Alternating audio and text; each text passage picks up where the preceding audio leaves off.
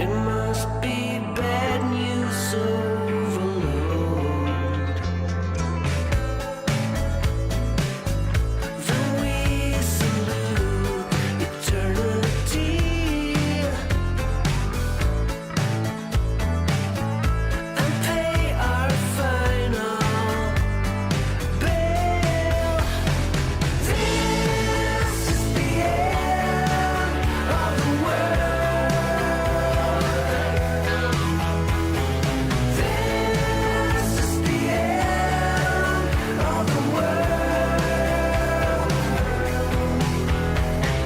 This is the end of the world. This is the end of the world.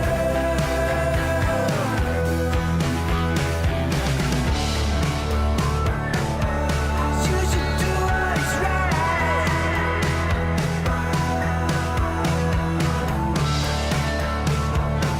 And stay on the fight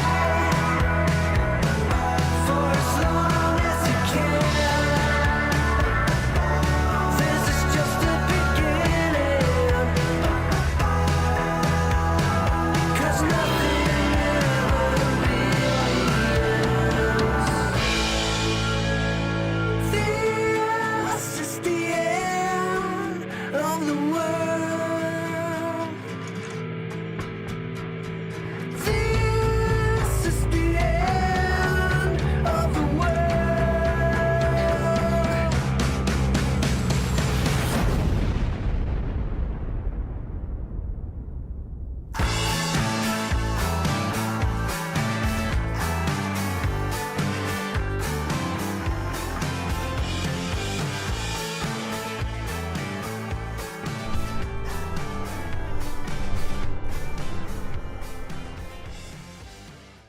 Woo! Good evening, everyone, and welcome to Environmental Coffee House. It is hot. It's hot everywhere. It's hot, and we've reached another milestone, I suppose you could say. We've been doing this for how long? And we keep reaching those hot milestones.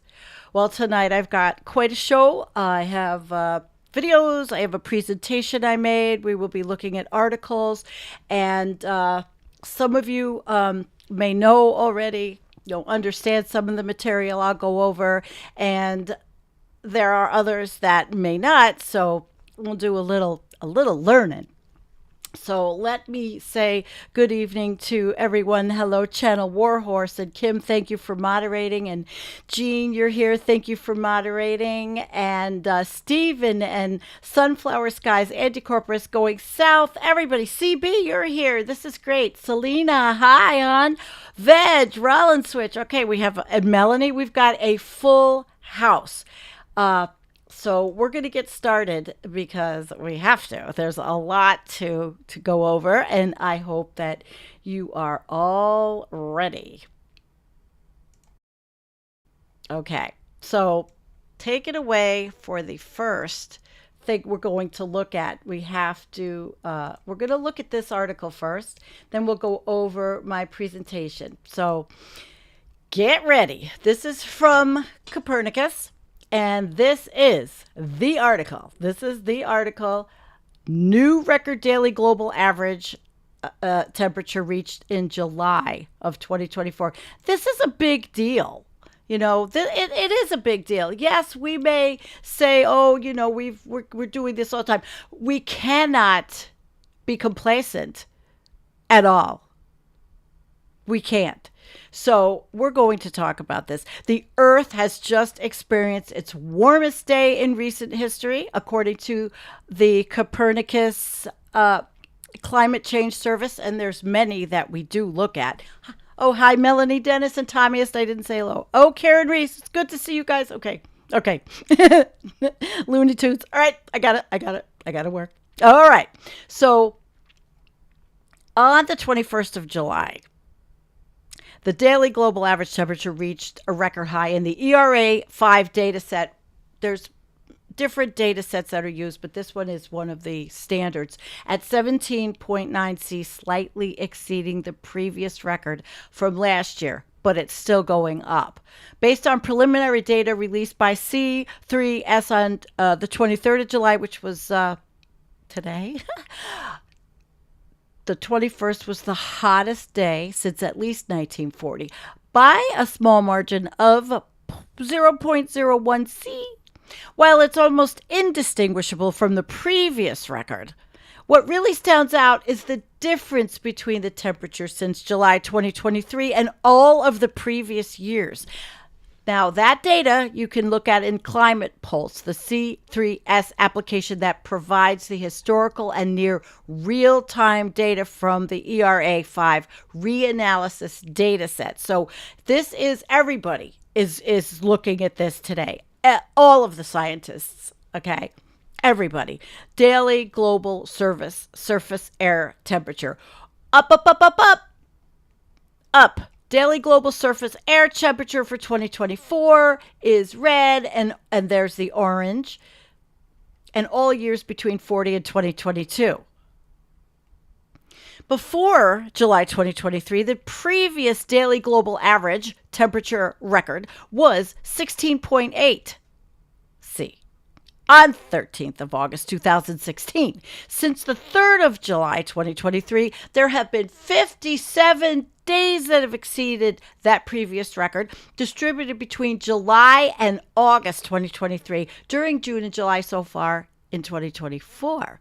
According to the director of C3S, Director Carlo Buontempo, on July 21st, C3S recorded a new record for the daily global mean temperature. This is big shit.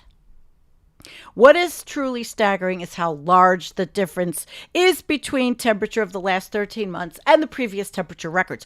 We are now in truly uncharted territory, and as the climate keeps warming, we are bound to see new records being broken in future months and years. Analysis of the years with the highest annual maximum daily global temperature show that both 23 and 24 have seen annual highs substantially above those recorded in previous years. Another sign of the global warming trend is the fact that the 10 years with the highest daily average temperatures are the last 10 years, from 15 to 24. The difference in the highest daily average temperature between the lowest ranked of those years, 15, and the previous record before 23, 13th of August 2016, was 0.2 C.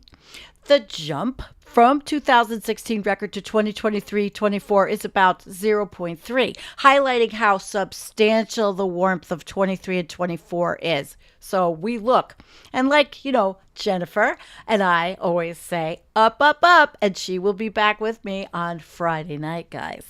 We have an all-new Arctic show we're going to be doing. So here you go. It's up. Up. We don't need sound effects, do we? So what caused this new record global average temperature?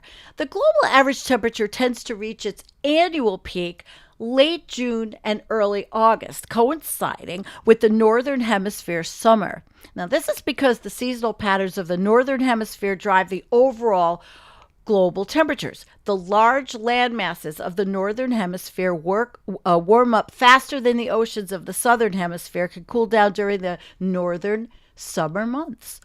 The global average temperature was already at near record levels in recent days, slightly below the levels of 2023, after being at record levels for the time of year for more than a year. So our analysis suggests that the sudden rise in the daily global average temperature is related to much above average temperatures over large parts of Antarctica. And as the news is, which I'm not actually doing tonight, we've got some major problems there, which we knew about, but we will probably review on Friday night.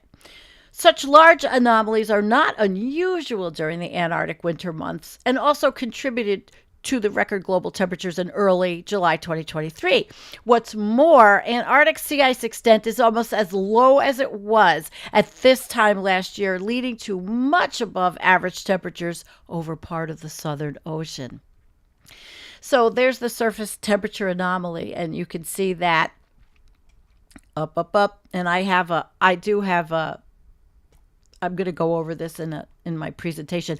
As the global average temperature was already at near record levels during the first half of July, close to the temperature seen at this year in 2023, and the global average temperature typically reaches its peak at this time of year, it is not completely unexpected that we're seeing a similar, if marginally higher, global average. But what can be expected in the coming days and weeks? In the coming days, we're expecting the global daily average temperature to further increase and peak around the 22nd or 23rd, which is today, and then go down, but with possible further fluctuations in coming weeks. At the annual maximum global average temperature, typically, as it does, occurs between then, these conclusions are preliminary as we follow the evolution of the climate in near real time, which is really cool. In 2023, there was a second peak in the daily global average temperature on the 4th of August, reaching 17.5, that came close to the record set on the 6th of July in 23. So C3S will continue monitoring the situation, providing more information and further updates, as will all of our scientist friends. Is 2024 likely to be the worst year, the warmest year on record? Worst year. The ranking for 2024 will largely depend on the development and intensity of the next phase of El Nino, which might not start for a while. I mean, I don't know, August, it could even be postponed.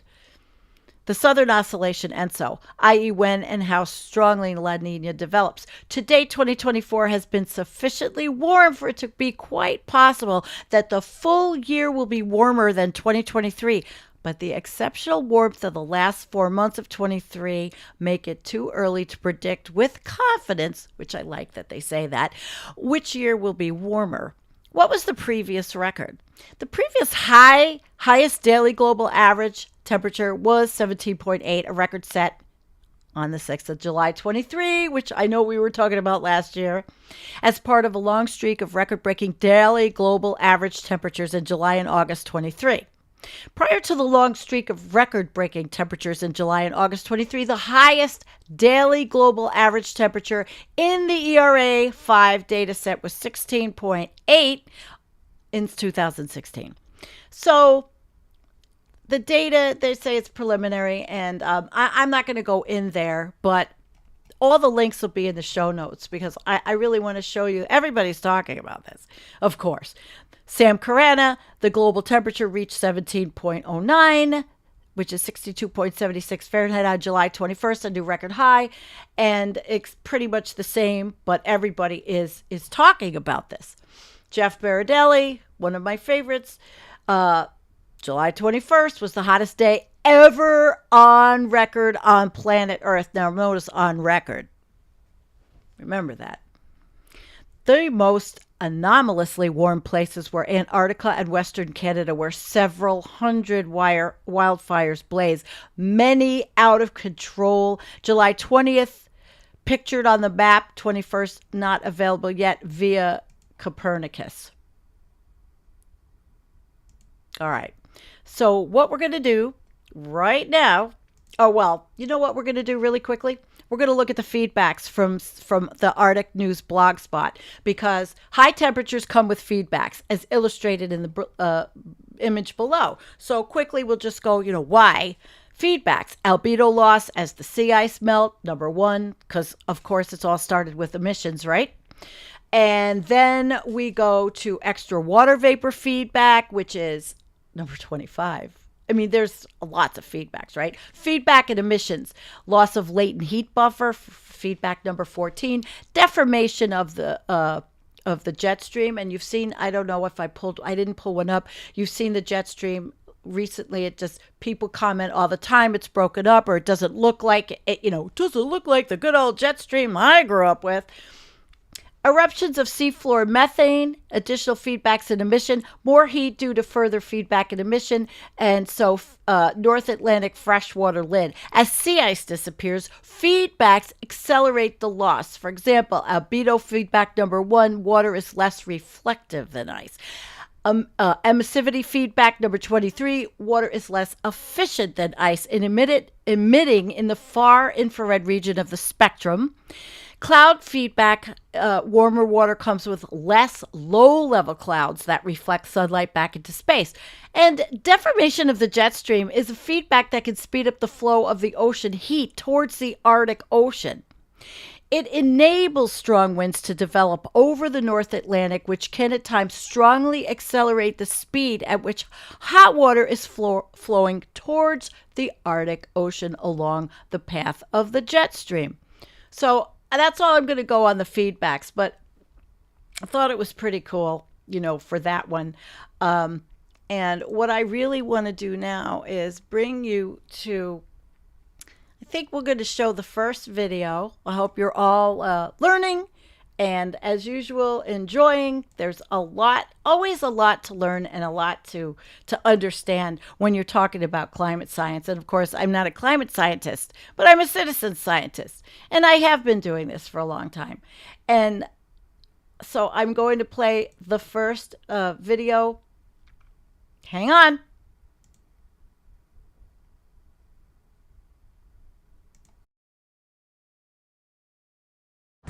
The Arab Weather Center has just issued a warning about a severe heat wave in Bahrain.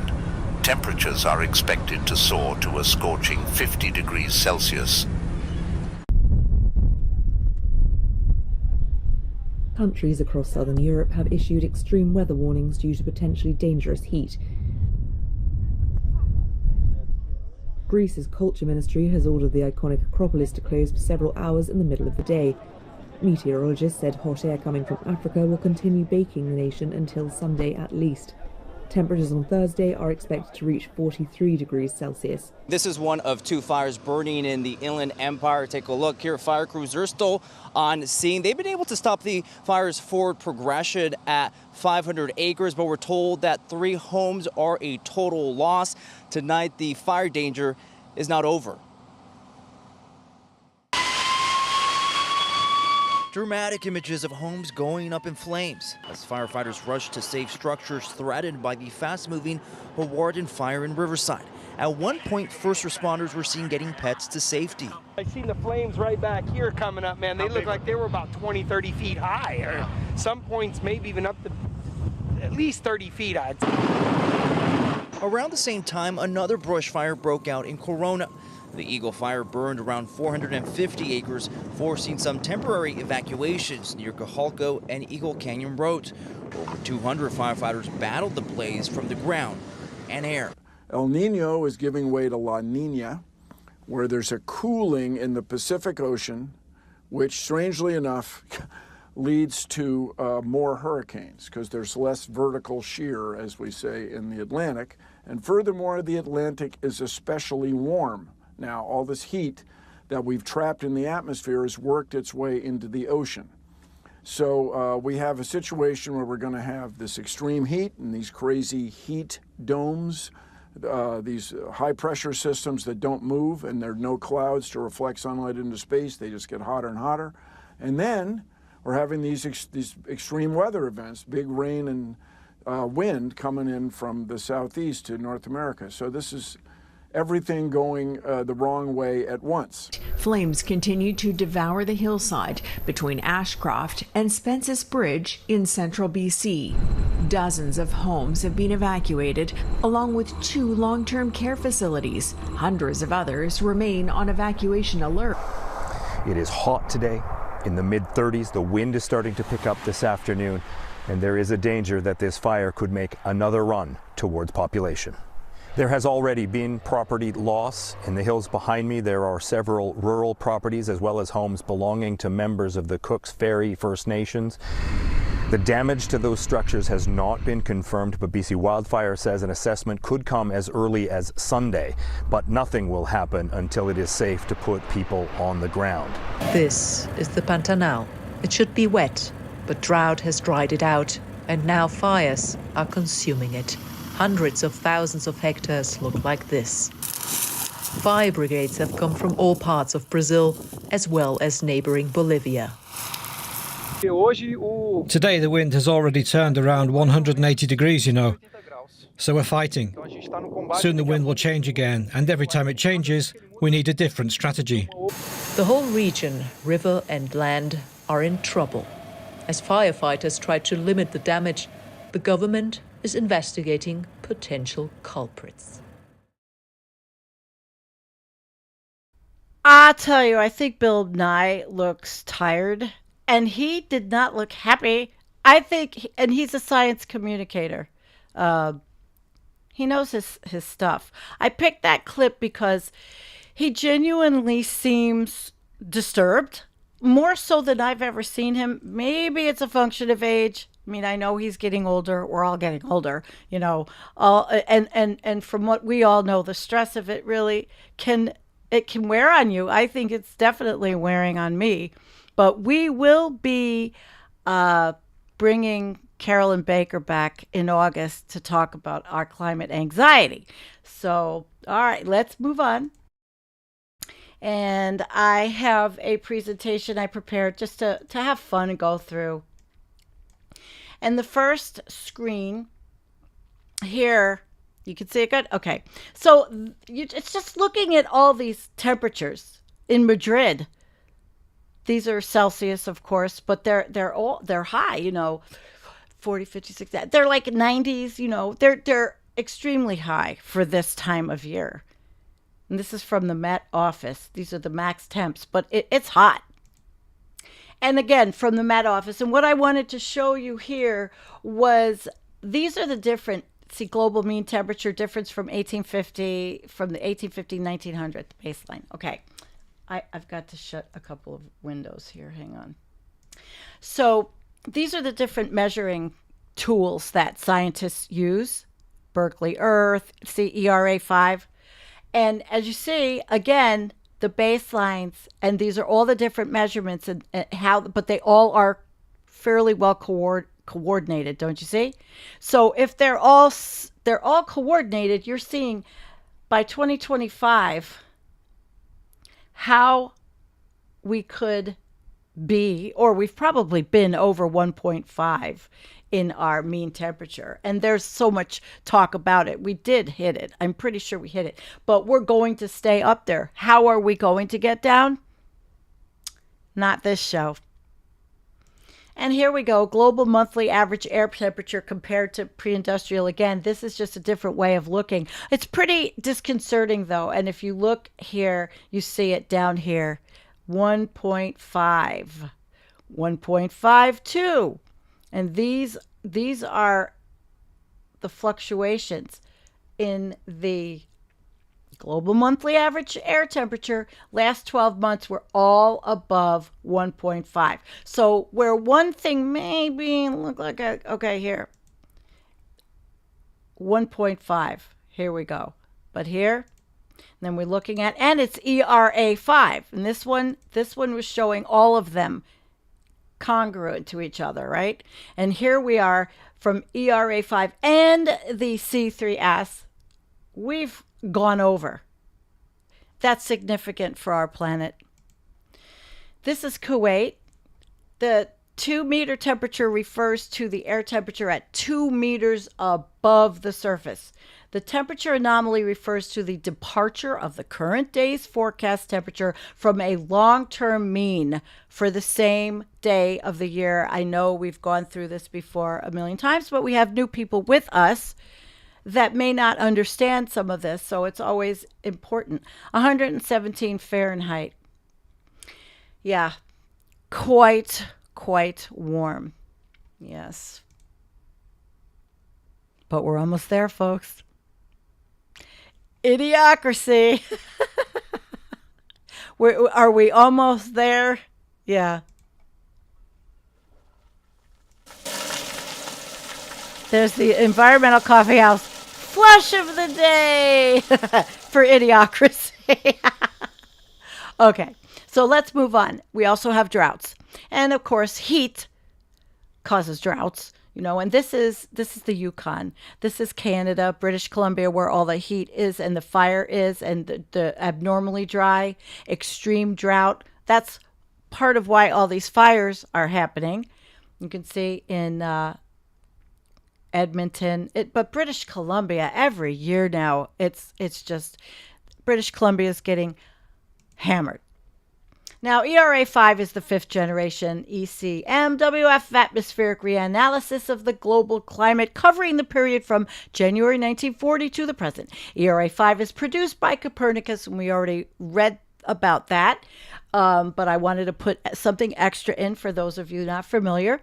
ERA5 provides hourly estimates of large number of atmospheric, land, and oceanic climate variables. So see, it's the same one, only I just wanted to put the extra information in for you, for those of you who haven't been with us as long and are not amateur climate scientists, like a lot of us think we are, but we learn from the best. We really do.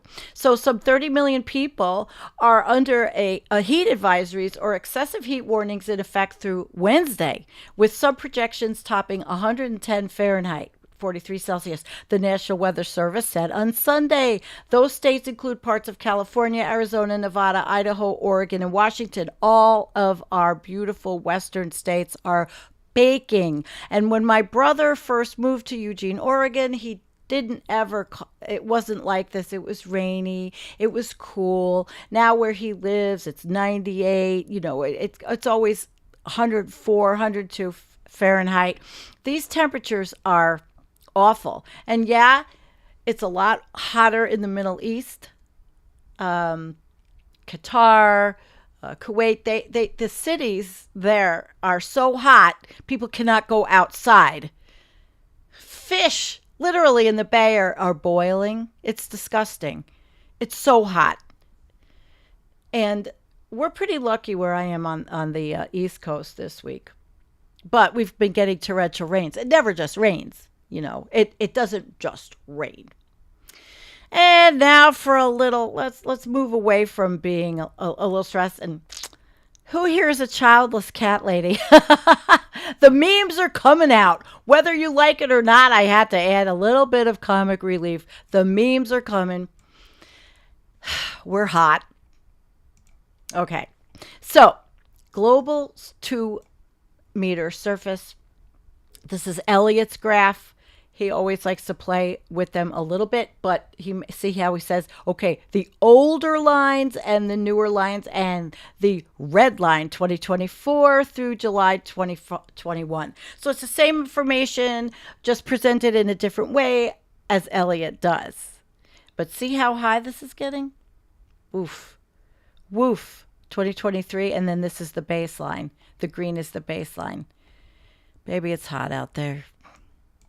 It's hot out there. And Peter Carter, another one of our favorites, put this together from the Climate Emergency Institute. They have a great channel. They get 100 million more views than I do. But that's, hey, people are learning. You have to go where you learn. The last week of 2024 atmospheric CO2 was higher than 2023 by a large record 4.5 ppm. So it's heat, droughts, CO2, the conglomeration of the whole mess. The week, 10 years ago, it was 398.98. We hadn't even hit 400.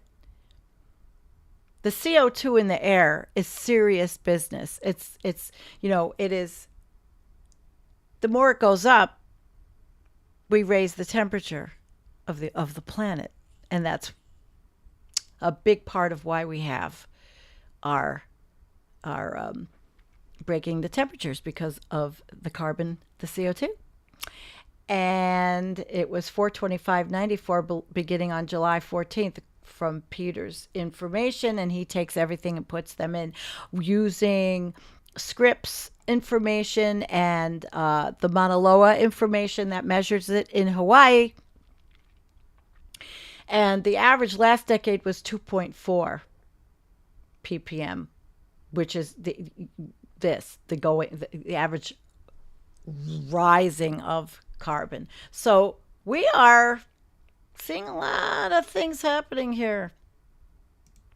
All right, so we're going to go back and look at some of these amplifying feedback loops again. Nothing wrong with repeating because it's different. It's different repetition. So this is vanishing Arctic ice, the temperature rise. As reflective ice disappears, darker ocean waters absorb more heat. So remember from Carana's website, Arctic sea ice melts. It's a circle, amplifying feedbacks. Warming wetland peat, temperature increase. Warming wetland peat bogs and Myers bogs release the methane, which is another greenhouse gas, which is also making more heat absorbed by the atmosphere in the oceans. Melting permafrost, temperature rise. The permafrost, thaws.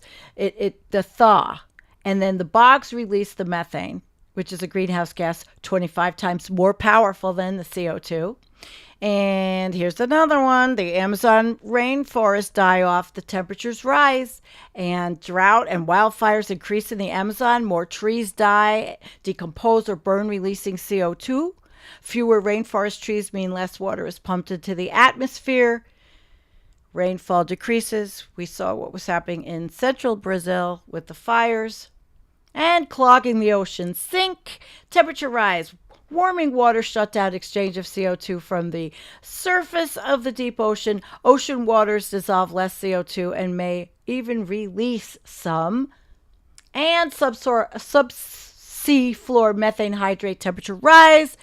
Ocean warming, seafloor sediment warms. Seafloor sediment, methane hydrate melts. And some methane vents to air above the sea surface. So I have talked about these types of feedbacks with Jim Massa and Jennifer in shows, but I thought that it was a good one to put in because it looks a little different than the one from Carana. So let's go back over here. I hope that was helpful to those of you that may, not be so familiar with all of this. And now we're going to visit a Twitter page called Extreme Temperatures Around the World. This page, this Twitter, and the reason why I stay on X, Twitter, even though I can't live stream to them anymore because I have to I have to pay. And I really don't want to give Elon Musk, like I said, a show 45, whatever it cost me to get, so he can give Donald Trump $45 million. What, a month? I mean, All right. So I wanted to bring something up that was interesting. South America heat waves. Records from north to south. Today, record hot nights again in Colombia, but I really wanted to talk about Argentina. It may not look like 26.5. Oh, well, what is that, like 70-something degrees? It's winter in Argentina. All the way down at the lowest point is so warm in Argentina. And so this guy always shows you it's a pretty good place to get information. And it's funny, he only has 105,000 followers, but he gives you good information. You see what the heat is all around the world. But I wanted to see if he had the picture of Argentina. But then, yep. China's heat wave reached its largest extent this year, with 46.4% of stations having exceeded 35°C, 12 provinces exceeding 40°C. Before the typhoon arrives tomorrow, the highest temperature in southern China may reach 42 to 43°C. Hot, babies. Hot. So if you are on X, you can go around the world with this guy. Extreme temperatures around the world, everywhere. And then you can compare and you can understand what's happening. Argentina, there we go. There's Argentina. Okay, there it is. Record winter temperatures. It pulverized its hottest July day in history. After weeks of freezing temperatures, a historic heat wave is smashing dozens of records all over South America. Unprecedented. Unprecedented.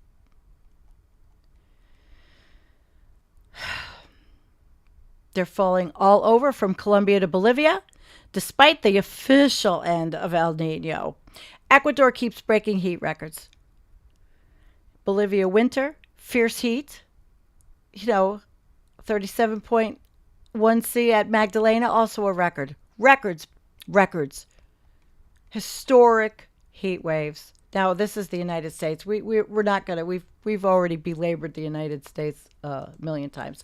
And I just wanted to go over to Climate Reanalyzer and show you guys this other tool for those of you who are not familiar. Here's another tool that this is the United States I pulled up, and here it shows it in a different way, but it is for viewing weather forecasts from NOAA, NCEP numerical models. And so you can play many different ways. You can look at the variable of precipitation. So like how it rained at where I was yesterday. If I was looking at this yesterday, I would have seen the green. We would have seen it would look a little bit different. But Copernicus is fun. Climate Reanalyzer is just another one to play with. You can get your daily surface air temperature, and this one is interactive, so you can go up onto the here we go. This is replicating again what we all were looking at, and that's the world climate data. The sea surface temperature, which I know Jim uses this, the Climate Reanalyzer to look at the sea surface temperature, which is a little lower. It was a lot higher between April and May. Well, not a lot, but it's gone down a bit. So it's pretty amazing the tools that you have, that even somebody like me who really is not, I've learned these over the years because of trial and error, and I'm still nowhere near proficient in really understanding what I want to understand, because there's just so much to learn. But every one of you out there can go onto these websites and learn and play with them. So, you can see for yourself. This is climate. These are the averages. See, it's averages in C, centimeters Celsius. Looks hot though, doesn't it? I want to show you the jet stream. That's pretty cool. The jet stream, this was today. It does look kind of wild. I'm not a meteorologist. Oh, here we go. I would bring Nick back on, and we will talk about these issues, with the jet stream, but it's broken up for sure. But the data sources, the current day's average weather for temperature, precip, wind, and other variables forecasted. So you can get one-stop shopping here. Sea surface temperatures. So you can get a lot of information and really, really educate yourself on what is happening, and not just always having to read it in Wired, or one of the magazines we use. But there's monthly maps, just so much. So the site overview, they began in 2012 as a platform for visualizing climate and weather forecast models. It's organized into weather forecast, climate data, and research tools. Pages within the first two groups are the easiest to use and include maps, map animations, and interactive time series charts with data export options. So it's really cool. If you're interested in this, I will put all the links in the show notes after the show. I did not put them in before. All right, and we're going to move on, because the U.S. West is preparing for more days of record-breaking heat, as we saw in the graphics. The western part of the United States is sweating through another round of record-breaking heat as a wave is forecast to produce triple-digit temperatures in cities from Southern California to northern Idaho through the middle of the week. Some 30 million people are under heat advisories or excessive heat warnings in effect through Wednesday, with some projections topping 110 Fahrenheit, 43 Celsius. The National Weather Service said on Sunday. Those states include parts of California, Arizona, Nevada, Idaho, Oregon, and Washington. I guess we won't be telling people to move there. American Resiliency, Dr. Emily. Go there and you can learn the states to go to or learn all about your state. I did a show with her, you have to remember. Central Oregon and parts Emily Shorning, sorry. Dr. Emily Shorning. Central Oregon and parts of Washington are also under elevated threats of wildfires due to hot and dry weather conditions. Firefighters are battling multiple wildfires in Oregon, including the Lone Rock fire that has scorched more than 116,000 acres. Now, this was from the 21st. Okay, so, 116,000 acres, 470 square kilometers. In the northern part of the state, according to Oregon state fire marshals, maybe 40% has been contained. Thunderstorms moving through the state could make the response more difficult. Isn't that nice? The Malheur County Sheriff's Office on Saturday ordered some residents to evacuate due to the Durkee fire spreading in the eastern part of Oregon. Now, I think some of you are, Dwayne, I know you're in Oregon. Thank you, Dwayne. I'll say thank you in a minute. But in Western Canada, the wildfires in Alberta and British Columbia also forced evacuations over the weekend. So research shows, of course, that fossil fuel-driven climate change is helping to produce dangerous heat waves across the world. Officials are warning of major health risks associated with extreme heat, including heat stroke. Remember, this is Reuters. So they are writing for a less educated audience. At least for the next 4 days, it looks pretty hot across a good part of western U.S. At least in the next 2 days, there's definitely potential for some record high temperatures across the parts of interior Pacific Northwest and downwards towards the desert Southwest. But the Northwest will experience the largest weather anomalies. Washington State, temperatures 20 degrees higher than usual for this time of year. But isn't it weird? I guess it's good for them. The cities will be spared the extremest of heat. So if you live out there, you know that the Saturday records were broken in Baker, Oregon, and Alturas, California. So it's pretty serious. Much of the West Coast will see temperatures that are 10 degrees above normal. Las Vegas could tie a record of 113 on Sunday, while Death Valley National Park in California is expected to rise above 120. Now, of course, Death Valley, you always think of heat with Death Valley, right? Right. Okay. Now, I have another video from my favorite, and I got to set that up. All right, let's set this up. My favorite, Jeff Baradelli. So I'm going to show you Jeff Baradelli, and I'll give you guys a shout out. Hello, Rick Dworsky and Dwayne. I guess I'll thank you now before I do the video. Thank you so very much.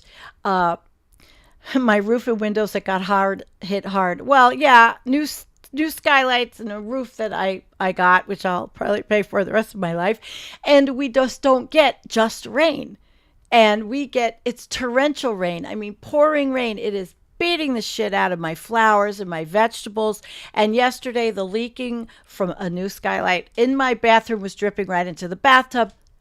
Caleb, the roofer, came today, fixed it. I have to monitor it now to see if it's fixed or if it's an anomaly in the skylight.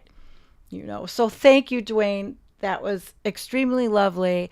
And let me set up the video. We're going to watch Climate Myths Debunked. Jeff Paradelli, I thought this would be a good one for today.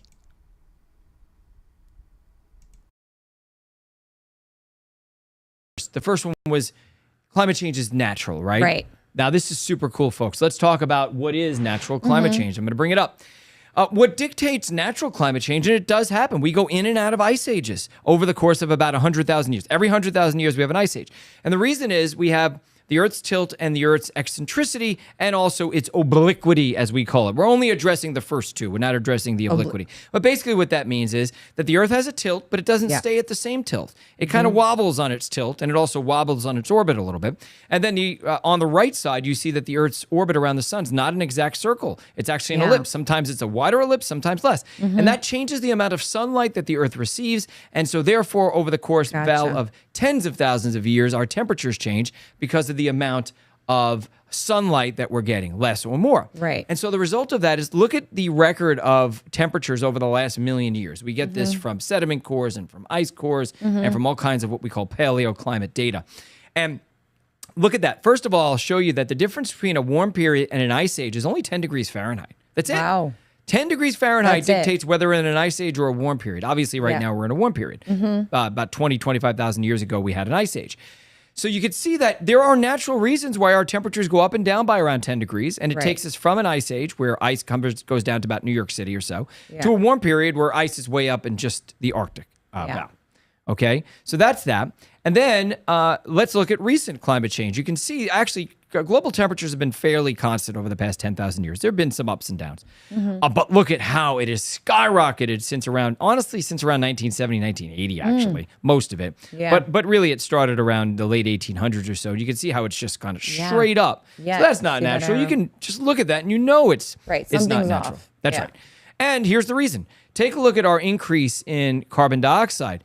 That's a record of 800,000 years, and it's very simple. We just look at ice core records, and we look at the bubbles inside the ice cores, and whatever is trapped there, we know that that was the atmosphere 100,000 or 200,000, 300. So we look at that those bubbles, and we say, the okay. rings on a tree. Yeah, it's the same thing. We use the trees, except we can only go back like 1,000 years on trees. Maybe a little more than that. But anyway, we can go back about 800,000 years and now even more than that. And we can see that carbon dioxide is rising faster here in this graphic than it ever has in the last million years or so. And it's rising at 100 times the natural rate. Look at that on the right. You can see that big spike there. That's what's happened over the past 100 years or so. So that is the answer to that question. Val, I'm going to put you back on screen. Do you have any questions about what we just covered? Well, yes. So when does it start changing so drastically? What happens? When does that turn happen? Why did it turn? We invented the combustion engine and we started burning fossil fuels, whether it be coal or whether it be oil or gas. And we've been releasing a lot of greenhouse gases into the atmosphere. Now, one thing that people who are smart that are skeptical of climate change will say, well, carbon dioxide is just a teeny part of the atmosphere. It is very small. And they may also say that carbon dioxide is not the main forcer. They're right. It's actually water vapor. But what starts the ball rolling is as the carbon dioxide increases in the atmosphere and it increases the temperatures, the atmosphere can then soak in more water vapor. That water vapor then starts to heat the atmosphere. And that heating of the atmosphere releases more carbon dioxide and so on and so forth. So the forcing mechanism is the carbon dioxide, which accounts for a good portion of it. But water vapor actually is a stronger driver of climate change. But again, you can't get the water vapor to go up unless carbon dioxide goes up first to increase temperature. Something has to happen to increase temperatures first before your water vapor can go up. Isn't he great? And remember, Jeff makes these videos for skeptics. He's in Florida, and he's on a network, a broadcast network in Florida. These are also on YouTube, but they put these on. And he's trying to inform people. So in this one, he wanted to address natural variability because a lot of people say, well, the climate always changes. I mean, literally as basic as that. And he just did a very good job, I think. Right? Yes. All right. So I have one more article that I thought was really good that would be the pièce de résistance to this show. And hang on, and I'm going to pull it up and we'll get started because I thought, this is not bad. Wired.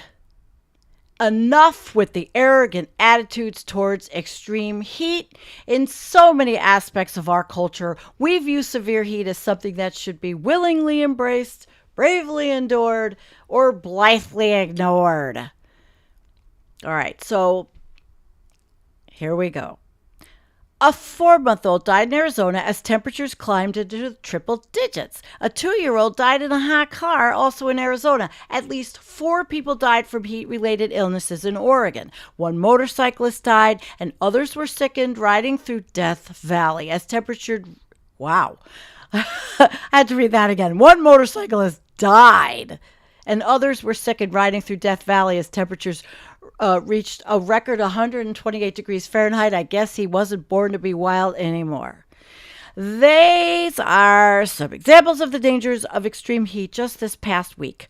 As the climate grows hotter, extreme heat becomes our new normal, and the summer will continue to bring reminders that high temperatures are a sinister threat. So hot weather is already proven even more devastating in other countries. At least 30 people in Pakistan, more than 100 people in India, and more than 125 in Mexico died due to heat waves this year. At the annual Hajj, which we've discussed on this show, pilgrimage in Saudi Arabia, extremely hot weather played a role in the deaths of more than 1,300 people. The other day I was thinking about that event. You know, as I plan in my head sometimes, or I'm out, or I had to go out in the car. And I was thinking about the Hajj. Do these people have to go every year? It's not going to get any better. And 1,300 people passed away to go for their religious ritual, and I'm wondering if they really do have to go. It's a matter of life and death. It's odd, then, that in so many aspects of our culture, we view severe heat as something that should be willingly embraced, bravely endured, blithely ignored, or in the case of some marginalized communities, entirely deserved. Our books, movies, TV shows, common tropes, idioms, and social media often reinforce the idea that, well, you know, heat is something we can... overcome, you know, mental acuity, just overcome the heat. Because of climate change, though, pushing through the heat is something we can no longer physically do. It's just simply not possible in some parts of the world as temperatures rise past the point of practical survival. The Middle East is going to, they're cooking. Seahorses are cooking in the bay. We've already passed the point at which the millions of Americans who work outdoors in the summer or who spend significant amounts of recreational time outside can do so safely without regular access to shade and hydration. And increasingly, even that isn't enough. Yet, ironically, the more we rely on air conditioning and other human-made cooling systems for relief, the more we detach ourselves from the urgency of the issue. It doesn't help that heat itself, outside of an emergency like a wildfire, it's not an immediate problem. It sneaks up on us gradually in introducing health problems over another number of hours, during which everything may seem fine until it isn't. It's worth examining our attitudes about heat, where they come from, what kinds of built-in biases they might hold, and why it's so hard to let go of the idea that failure to adapt to extreme heat is some kind of personal failing, even in a global crisis. No one has to be miserably hot, and certainly no one has to die. All our narratives about heat are about breaking through it. Well, what if we can't? We don't question the necessity of heating during the winter. Why then do we consider cooling during the summer a luxury? Even after the hottest year on record, and likely the deadliest year for extreme heat, the policies needed to cope with hot weather are alarmingly weak in the U.S., if they exist at all. For instance, the Occupational Safety and Health Administration, which may go away if Trump wins again, the federal agency in charge of workplace safety, is only this year beginning to put together federal workplace safety standards for extreme heat, despite workers around the country regularly dying on the job due to high temperatures for years. But of course, in Florida and Texas, they can't even take a water break, So how did we get here? The delay in developing federal protections for workers exposed to the heat might be tied to the idea that if they couldn't take it, it's because they weren't tough enough.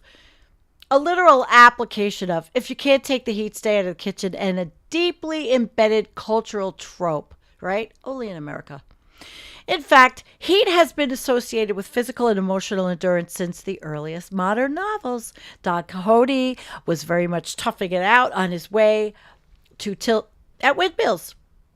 Narratively and thematically, heat typically represents hot tempers, madness, and paranoia, and a growing tension and unease that often leads to aggression. Sounds like the Republican Party. It also coexists with the concept of coolness, of never letting them see you sweat. One character who did let us see him sweat did so in a movie that embodies the concept of calm under pressure. Paul Newman as Cool Hand Luke.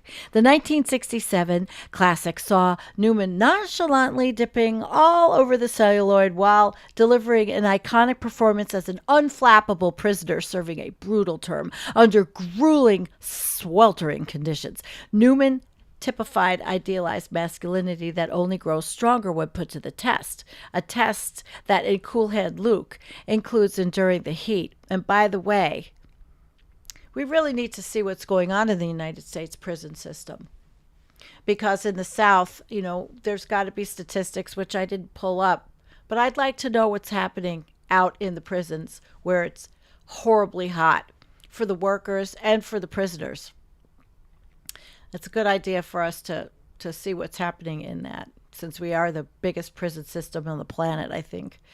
The idea that oppressive heat is a phase that has to be borne until it passes, usually thanks to climactic break in the weather like a rainstorm, exists in the narrative DNA of too many stories to count. Novels from 100 Years of Solitude to The Great Gatsby to Atonement. They use heat as a structural and thematic device to intensify emotion and conflict, push things to a breaking point, and then generate catharsis. This theme gets reified in cultural tropes as well, most prominently the idea that increased temperatures lead to aggression and mental unwellness. The quintessential example of this, Spike Lee's 1989 classic Do the Right Thing, which was originally titled Heat Wave, had its narrative center a heat wave that slowly ratchets racial tensions throughout one Brooklyn neighborhood until they explode. The notion that heat waves lead to violence typically gets mentioned in discussions and depictions of racial tensions, protests, riots, and other forms of civil and urban unrest. But reams of academic research also tie hot weather to increased car honking, rioting, and domestic violence. Oh, goody. We have so much to look forward to. It's important to stress, however, that correlation does not equal causation. Yet, it is not heat that triggers these incidences. Research scientist Adam Yields blogged in 2014, "These are economic, political, and cultural conflicts that bring people into the streets."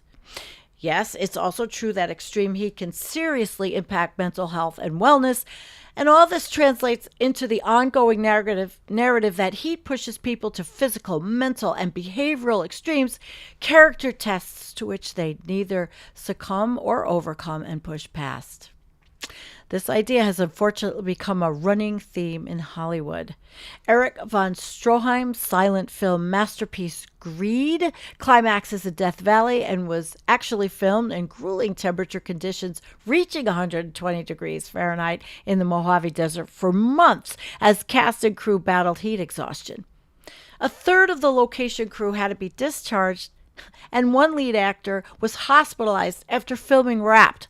The film's brutal production was a precursor to the method mentality that often valorizes intense set conditions. Think Fitzcarraldo or Mad Max Fury Road, or the recent Furiosa, which all saw actors undergoing physically and psychologically intense productions with the aim of enhancing the emotional intensity and verisimilitude of their performances. These types of performances, they tend to become mythologized in pop culture, and they contribute to the illusion that real people, if we're tough enough, can habitually survive prolonged exposure to the elements. The reality, however, is that such intense, prolonged exertion can be dangerous, and witness the 2019 death of rising film star Godfrey Gao while participating in a grueling running-themed reality show. The risks associated with such activities are only growing, but public attitudes aren't changing. Instead, they're arguably growing more detached from the problem of climate change as the mercury climbs. We've insulated ourselves from the reality of climate change, and that is goddamn truth. One of the problems with communicating heat risks is they're often obscure. The average person lacks the context that help us realize how dangerous things are actually getting. A graph could show us things like incremental temperature increases, for example, like I showed you, but it doesn't convey urgency. The problem is that nobody really suffers from global warming, right? Global warming is an abstraction. That's historian An Barak, author of the forthcoming book, Heat, A History, Lessons from the Middle East for a Warming Planet. Ooh, that looks good. That'll be on my bookshelf, along with all the other ones. And then when the power goes out, I've got a lot to read over. When you put these numbers on a graph and you connect them with a line, you see that the line tilts upwards, Barak told Vox in an interview. Up, right? So this is global warming, but this doesn't tell us almost anything about heat and how people experience heat. Heat is differential. Women suffer differently from men, the old differently from the young, the rich differently from the poor. So everything that's political about our encounter with heat gets thrown out of the picture when we reduce our language to global warming. One of the paradoxes of modern life is that as we insulate ourselves from the heat and retreat indoors, we also numb ourselves to the problem. Barak points out that tools like air conditioning and refrigeration are powerful for combating the heat, but they also exacerbate the climate crisis. By heating the outdoors, combusting fossil fuels, and leaking heat-trapping gases. Additionally, they've ushered in a cultural unlearning of the older methods for dealing with hot temperatures, such as agriculture that promotes passive cooling or reclaiming and encouraging sweat as a natural method of temperature regulation. Not only that, but our bodies may actually be growing less able to adapt. He notes when people are raised in air-conditioned environments, their ability to sweat diminishes. We have created a world, a physical environment, and a body that is the product of this unlearning and this maladaptation. We're adapting, but we're oblivious to the price that we and future generations are and will be paying for these adaptations. He further stresses that there's a physical limit to how much humans can adapt, pointing out that the wet bulb temperature as a significant metric since it alerts us to the upper limits of the human body's ability to regulate itself. I've done many shows on wet bulb. The wet bulb globe temperature, or the WBGT, measures multiple elements associated with heat at once. The U.S. military developed this measurement in the 1950s after learning the hard way that no amount of fortitude could keep soldiers standing when weather conditions drive bodies beyond their physiological limits. It accounts for air currents, exposure to direct sunlight, as well as its namesake wet bulb, which involves placing that wet cloth over the thermometer to get a reading of when sweating can no longer cool us down. The frustrating thing about wet bulb temperature is that its thoroughness makes it complicated to describe. This means it's hard to convey to the public the importance of having a measurement like this, one that can help us prepare for increasingly extreme outdoor conditions. That, in turn, makes it difficult to standardize and normalize checking the wet bulb temperature as often as we check the weather. The National Weather Service has a prototype tool that can estimate BGT near you, so there's a new thing to play with, right? Despite increasing media attention given to the phenomenon, with little government promotion of the measurement and little public education on heat risks, most people either aren't paying attention or don't understand what wet bulbs' significance is when they do. Of course, the wet bulb temperature works to help people understand when they should avoid exposing themselves to the sun. But that idea presupposes that we have a choice. Well, what happens when you don't have a choice? Too many people are compelled to endure dangerous heat. Despite the increasing danger that heat poses, many people face immense pressure to endure dangerous temperatures if they have a choice at all. In the U.S., about 1/3 of workers have jobs that require them to be outside, like farm laborers, construction crews, delivery drivers, putting them at risk of heat-related illnesses during heat waves. Indoor workers, like those in kitchens, warehouses, and assembly lines, can also experience extremely hot temperatures. Workplace cultures can push employees to ignore their own discomfort to continue working past their limits. And when paychecks are on the line, workers can and do die on the job. In sectors like construction, heat illnesses and deaths have become all too routine. Last month, a construction worker in Rhode Island collapsed on scaffolding on a hot day. His co-workers tried dousing him in cold water, but he died in the hospital less than an hour later. High temperatures can also cause fatigue, impair judgment, and increase reaction times, leading to more injuries. A 2021 study found that in California, high temperatures cause about 20,000 additional workplace injuries a year. Regulators, soon to be an extinct species, are trying to make some changes and stepping up enforcement of worker protections. The U.S. Department of Labor last month fined a labor contractor more than $30,000 for failing to protect a Florida farm worker who died from heat stroke while harvesting oranges during a winter heat wave. But only 5 states have workplace health safety hazards, and the U.S. federal government is still working on finalizing a national rule, and that may not take effect until 2026. And it may not take effect at all, actually. To be real, even the military has tougher and better defined heat safety regulations than most workplaces. While workers in theory have some choice in the jobs they take, and momentum is building towards keeping them cool, the U.S. also forces people to suffer dangerous levels of heat. At the end of 2022, and here we go, I knew I read this today, the U.S. incarcerated more than 1.2 million people, more than any other country in the world. America's approach to penitentiaries hasn't changed much since Cool Hand Luke. Many prisons today are cheaply designed, poorly maintained, and lack adequate ventilation. At least 44 states have prisons without air conditioning, including states like Texas that face some of the hottest temperatures in the country. According to the Texas Tribune, at least 41 people died in Texas prisons last year during the heat wave. So there's the numbers. I totally forgot because I read this 2 days ago, or a day ago when it came out. I don't remember when I read it. I just knew it was perfect for the end of this.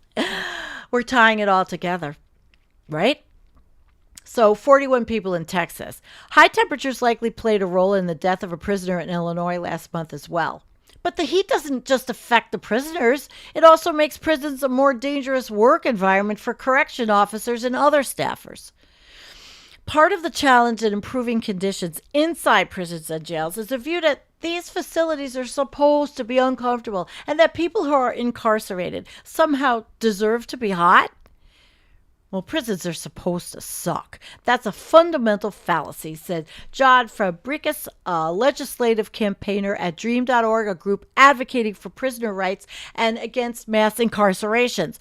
Prisons are supposed to be about making the public safe. And if prisons are actively executing policies that are decreasing public safety, then we have a problem. In a blog post, Fabricius, how's that? Maybe that's how you pronounce his name. Fabricius argued that severe heat exposure in prisons is forcing a reckoning between the stated goals of the criminal justice system and its actual implementation. Overheating prisons run contrary to the idea of these institutions as places for rehabilitation. I have an idea. If Kamala, what did they used to call her? Kamala, whatever. That could be one of the things she does to undo that legacy, is address the prison system in the United States. It's inhumane.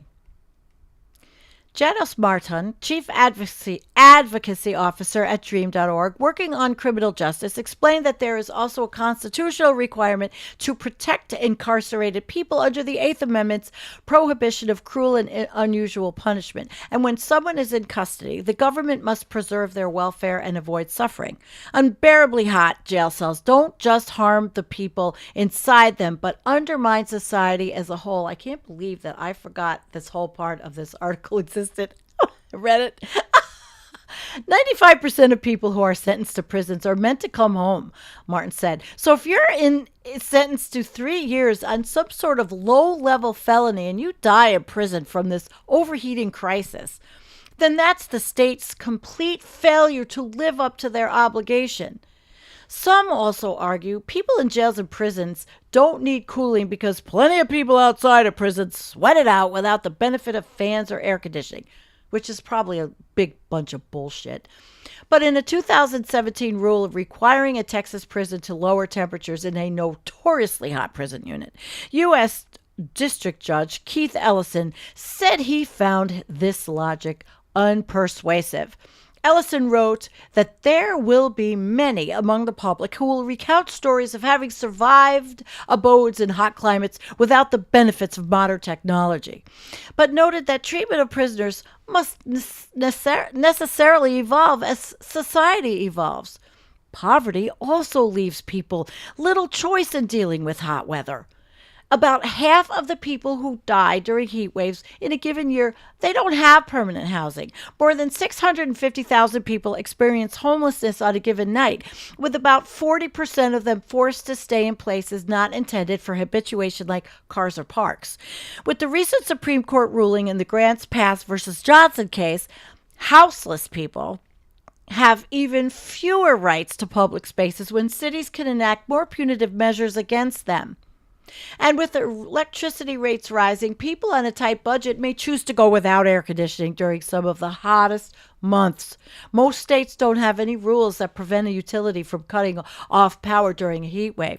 So an unpaid bill could leave someone without the means to cool down when they need it most. Here again, the lack of resources we provide to this population to deal with the heat suggests a cultural victim blaming. If they get too hot, it's their own problem and they can't afford the luxury. And if they can't afford the luxury of cooling too bad. And I think on this channel, every single one of you involved and in this chat can take this up if you want as something that we should push our officials, our local officials about, that we are changing. The climate is hot, and think about the people that are not us.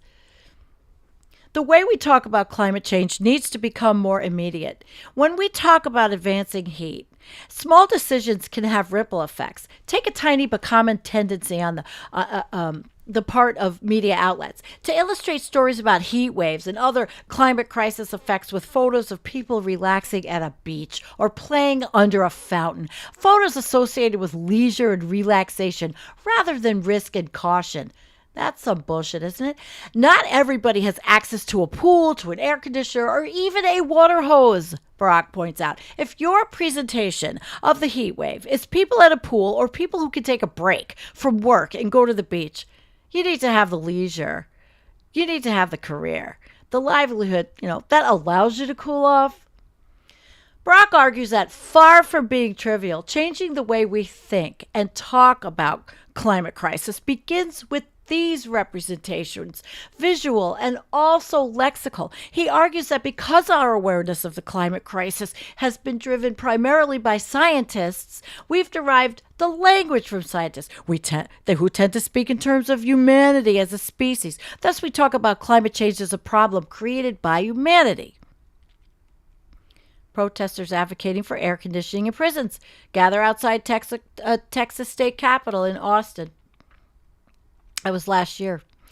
The problem, the solution to the climate crisis is inherently political. Solution, hard word for me to say. But humanity is not a political category, Barack said. Capitalists are more responsible than their employees, than the proletariat is for the climate crisis. The global north is more responsible than the global south. Men are more responsible than women. Different religions are more responsible than others. If we do not allocate responsibility and blame and demand climate justice, then we remain in a non-political language, he said. He suggests, for example, naming heat waves the way we name hurricanes in order to communicate their urgency, but proposes naming them after specific people whose businesses and political decisions have contributed directly to worsening the climate crisis. I love that one. Yeah.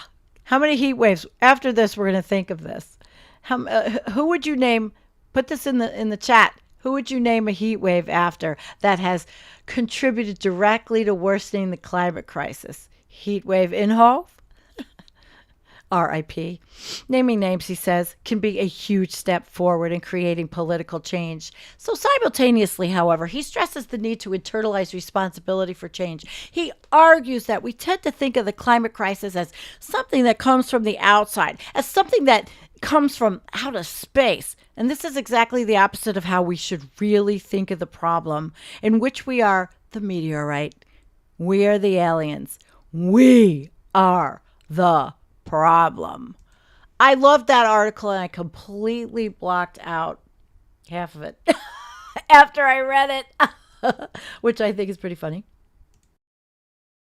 My goodness. So let's go to the chat. I hope you like that article. We have a lot to think about. In this show, I covered the records and the climate and the heat and the temperatures around the world. And then what happens in the United States, what we can do to make some populations that may not have access their lives a little better, what we can demand from our, well, I hope we have a woman president in 2024, and I sure hope that we are done with the Trumpocene era. Yeah, here we go, the Trumpocene era. We can't see the picture, but that's what it's called. I'd like to be done with that era before I die. You know, it would be nice. Yes, the felonious, it's true. The felonious Godzilla threatens humanity and all living things and all of the people from his ilk. Elon Musk is paying to own his campaign. The Heritage Foundation's written our, extinction event, 900 pages document. Yeah, here we go. Okay, Karen, singing way. The BlackRock heat wave, the Exxon heat wave, the Vanguard heat wave, the Heritage Foundation heat wave. Oh my God. Yeah. Brilliant. Oh my God, I loved it. Oh, I loved it. That was really, really good. Yeah. So, thank you, Karen. That was great. Who let the dogs out? What's going on? Do we have something going on in the chat? I don't know about. I'm not going to even look. Okay. Yes, that's right. Let's keep on demanding our officials help out all people, regardless of income bracket, prison, etc. We need humanity. We need to care about one another. We need to get out of this cycle of hatred that we have been in. Well, it got so much worse since that turd came down the escalator. Cycle of hate, just, in this country. Can we do it? And I'm not going to talk about the candidate today. I'm just telling you to think. Think about all the graphs I've showed you. Think about all of the different scientists working to educate us. Think about Jeff Baradelli, the climate. He got his PhD, meteorologist, trying to educate people in Florida who listen to Fox News. The irony is I'm sitting out under the stars as the temperature is falling and put on a jacket to stay warm. It's not irony. It's just where you are. Next week you'll be sweating to death. It's going to get hotter there. I know that. Who's the best climate VP pick? Yeah, good one. Who's the best climate VP pick? I don't know. You know, I sat back during a lot of the garbage.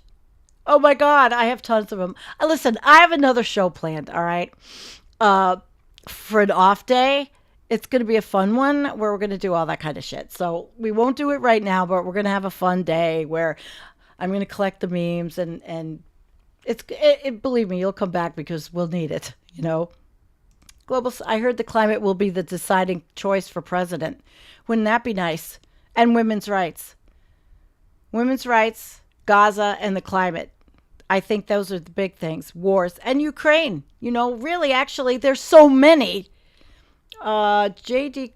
Pritzker would be the better choice. He signed into law protections for abortion and trans rights. The other ones don't care about that and are actually right-leaning neoliberals. J.D.'s not perfect.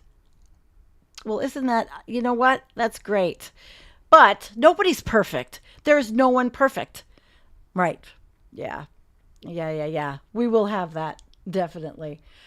Hey, thank you again. My goodness. Okay. John Sununu of IPCC crippling fame. James G. Watt.